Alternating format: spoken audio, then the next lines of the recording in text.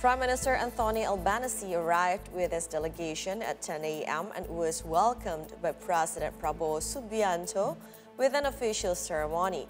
Both leaders then exchanged greetings with their respective delegations, then proceeded to a tea-to-tea meeting attended by ministers and senior officials from both sides. The discussions covered cooperation in a wide range of areas. One of the main highlights was the finalization of the Comprehensive Strategic Partnership Action Plan for 2025 to 2029. In defense, both countries committed to ratifying last year's defense agreement while enhancing military ties. Economic cooperation was also high on the agenda. President Prabowo stressed the importance of increasing trade and investment while inviting Australia to engage more deeply in Indonesia's economic growth amid global uncertainties. The leaders agreed to boost support for Indonesian farmers and MSMEs, including improved market access for fruit and fishery products.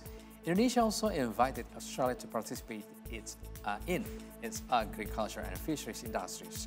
Additional discussions included food security, energy transition, and the electronic vehicle ecosystem. The two countries also agreed to foster people-to-people ties with Indonesia, welcoming Australia's new 5-year business visa policy and simplified visa procedures for students.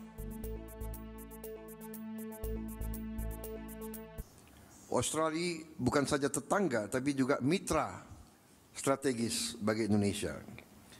Dengan adanya kemitraan strategis, komprehensif, berbagai kesepakatan bilateral di berbagai sektor telah kita capai dan hubungan antara masyarakat semakin baik.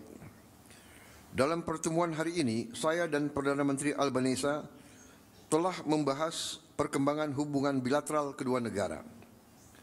Kami sepakat untuk meneruskan hal-hal yang telah menjadi kesepakatan antara kedua negara dalam berbagai bidang.